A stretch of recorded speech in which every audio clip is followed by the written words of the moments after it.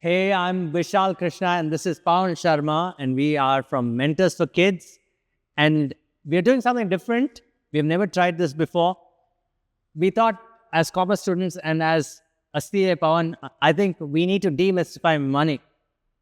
An average human being does not understand where money originates and how it circulates, the entire plumbing of it, the entire institutional aspect of it. It is scary that we don't know this. But we read a book by an economist called David McWilliams. The graphics will be put out so you know what book we've read. It's called Money, the Story of Humanity. And why is this book important? It gives you a quick understanding of how money interacts with you, how it works around everything that you ever interacted with and ever aspired for. Okay? To say why this book is important, I will quote another author. The other author is called Michael Lewis, another foremost, writer of the modern era in terms of finance. He compliments Mr. McWilliams, and I will now quote his thoughts on this forward. Okay, so open quote. The gist of McWilliams' argument is this.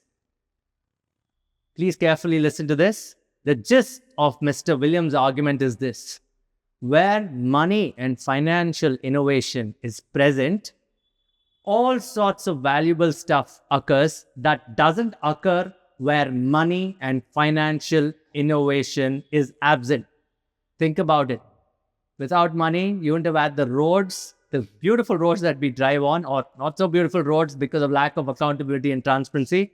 But money is the centrifugal force for innovation. All right? So, let me go on to add why trust is very important.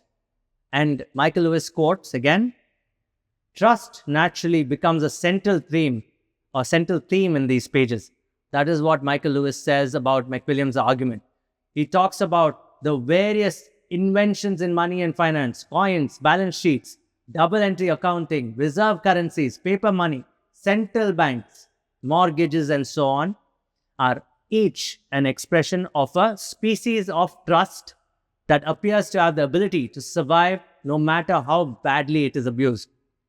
You can talk about it. You've seen movies of exploitation. You've seen movies of hope and victory.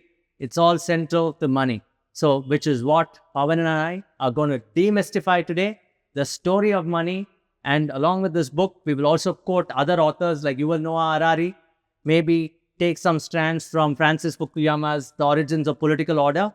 I hope you enjoy this series. We want to title it Beyond Textbooks or Beyond the Syllabus, but that we'll see. This is the first in many attempts to change your lives. We are Mentor for Kids, guys. So please like, subscribe, please ask questions and we'll find answers.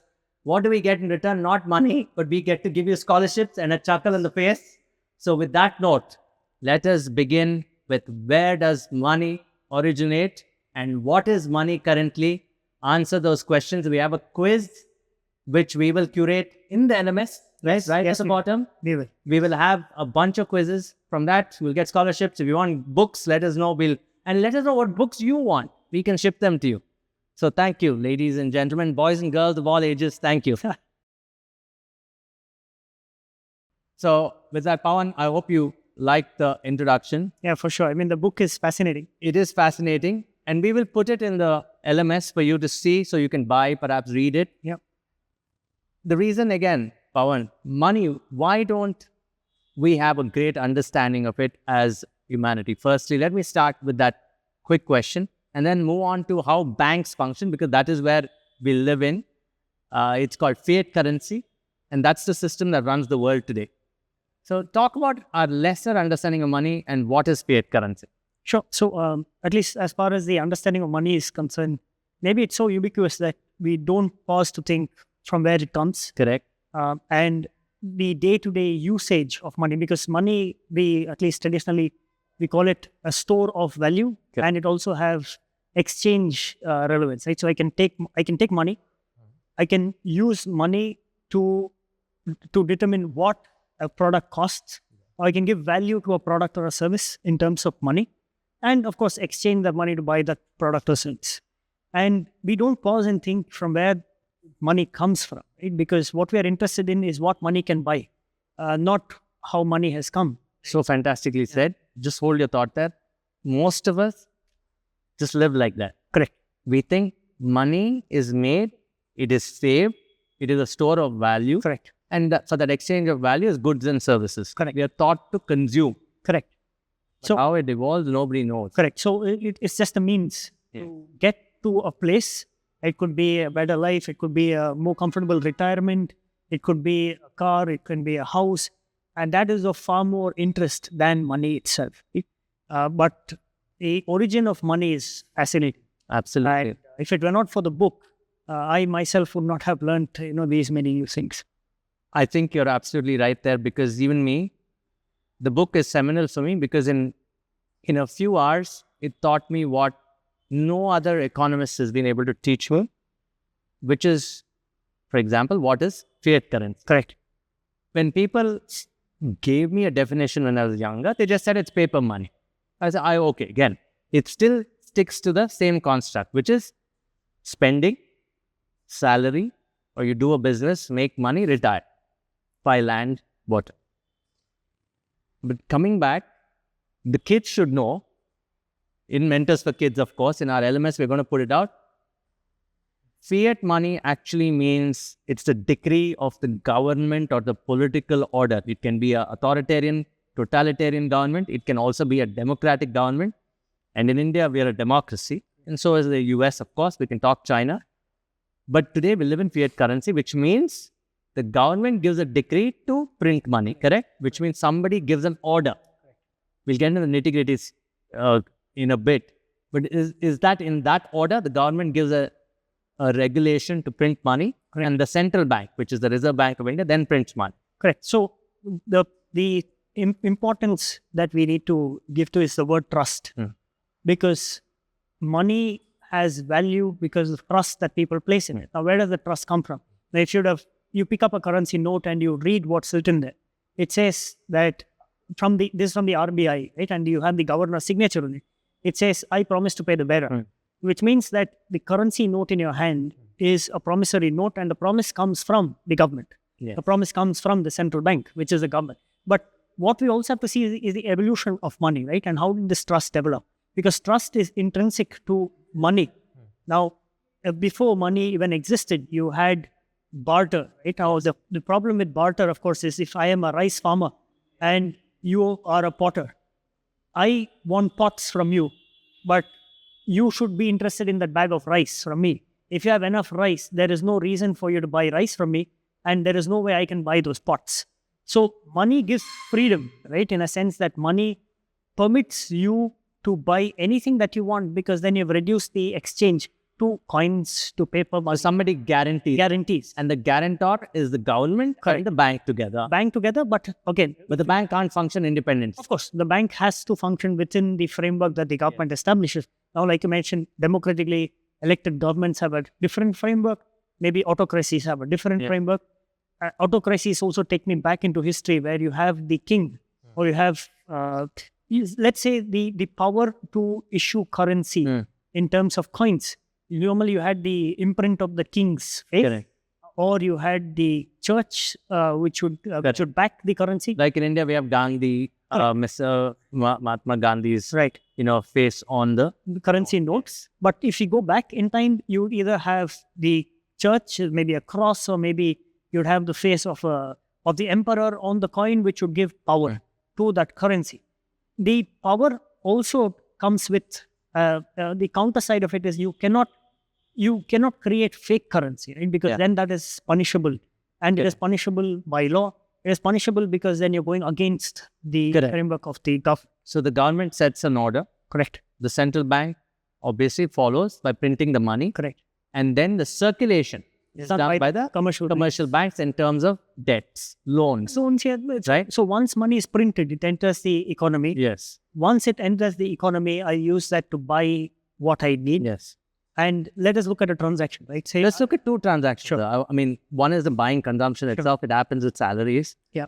Businesses can borrow Correct. Businesses can raise money through equity. Correct. Two models. Or there are multiple variations of how you can raise, but in some it starts there, and then you earn, and then you earn and you buy, right? Is that a simplistic way of putting it? Yeah, but they're two different threads. Yeah. Right? So let us first look at money, fiat money that you brought, and the background to the fiat money is the trust, the power that comes from the government itself. Correct.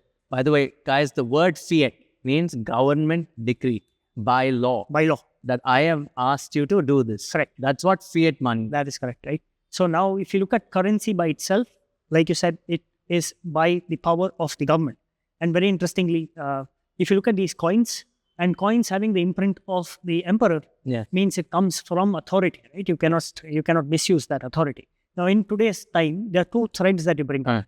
Banks and companies that have to raise money, right? Now, companies could raise money either from the bank again or from public. If it comes from the bank, now it is a bank that's printing this currency under a government order. Now that money enters economy, it enters circulation, it enters my pocket. What do I do with that money? I can either consume or I can save. Now, how do I save? I take that money and go back to the bank and I create a deposit. So bank has the currency that it has printed. So that's money being circulated, going back to the bank. What does the bank do with it? The bank's not going to sit on that money. The bank has to use that money. And it has to push that money back into circulation by giving loans. So that's how companies raise money by way of debt. It is my money going to the bank and the bank is now lending it to the company. Now the company can also raise money through the public market. So it's me directly giving money to the company rather than through the bank. So that's how money keeps flowing. Yes. Now, again, by law, again, by decree, this is where the central bank or the Reserve Bank of India is a regulator. Correct. They can regulate the amount of currency by raising rates. Correct. Right? Yeah, that is a very interesting and very complex topic by itself. So there is SLR. SLR, there is CLR, there is repo rate, there is reverse repo rate. And for students, you'll find all of those definitions on their LMS. Banking subjects. Yeah, you'll find that on our LMS. There's a separate topic called financial literacy. So we'll find enough and more about these technical topics on the LMS. But yes, the bank, the central bank, think of it as plumbing. The central bank has the power to turn on and turn off the valve. So it will decide how much of money is circulating in the economy.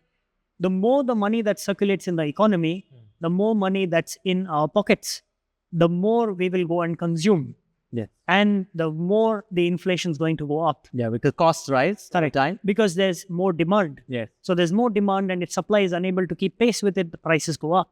So then the banks come in and say, let me turn off the valve, control the flow of money to regulate the... Which is called deleveraging, in a way. Leveraging is loan in a sense, right? So deleveraging, bringing down the loan, right? Now, whose loan is it? We also have to understand that like we take loans from banks, corporations also take loans from banks. If the rate of interest goes up, it becomes very hard for corporations to raise money from the public because if there's a certain amount of interest that you need to pay to raise, to get loans on market. Correct. And if the central bank itself raises that interest rate, as an individual, if I have to lend you directly, I would definitely want more money, more interest. Again, for students, interest is it's nothing but opportunity cost, right? Because if I were to put that money in a bank, I can earn about 8%, 7% rate of interest. But if I were to give it to a private company, with the risk that is attached to it, I would definitely want more than 7, 8%. And which is why it becomes expensive for corporations to raise that.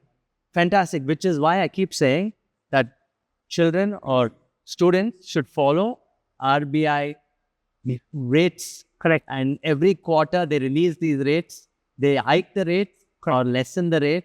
And these hikes have a direct impact on personal loans, business loans. And that is directly linked to the definitions of SLR, CRR, repo rate. So basically, SLR, CRR will determine how much of cash is flowing in the market. Correct. Repo rates, reverse repo rates will determine at what rate banks can deposit money with the central bank. Or basically, what is the rate of return on the deposit? Absolutely. Why should you know this as BCom students? Tomorrow you'll be future CFOs. Correct. You will have to manage the treasury of companies. Correct. You need to understand the flow of money. Understanding the flow of money gives you a lot of clarity on how you need to park money and where, right? What are the opportunities that are available to you? So understanding these definitions, understanding their rates become extremely important. Oh, got it. So we will talk about recessions, We will talk about busts towards the end of the podcast, but I hope you enjoyed how money flows. Fiat currency. Yeah. Fiat currency is government decree, which is given to the central bank or the Reserve Bank. The Reserve Bank controls the rate of interest, the amount of money which is circulating in the economy, which manages the plumbing. Correct. Basically, the pipes are your commercial banks. Correct. That is true. And That's one final point about banks itself. The word bank comes from, I think it's a French term called bancos, or an Italian term, if I'm right. It's an Italian term called bancos. So what these Italians used to do is they would take boxes, and these would be money exchangers. So these are coins sitting in boxes, and they would go to these fairs, Sante. Right? They would go to these fairs and sit down with these coins in a box, which is called bancos. And it is how the word bank came into play, because you put trust in this money exchanger, saying that at least those coins are not counterfeit. They are actual, they are genuine coins, right? So that's how bank came into being. And salary, very interesting, comes from the word salt. And that's how the Romans were paid, right? So salary, the sal comes from salt, right? So soldiers used to be paid in salt. Right? So that's how the word salt, salary comes into. So trust is a central theme to all this. It is. Salt guaranteed by the emperors. Correct. So that's how the salary was paid in salt. So that's how the word salary comes in. Fantastic, Pavan. That ends our first segment. Now we'll move into the gold standard or the metal standards, gold and silver standard.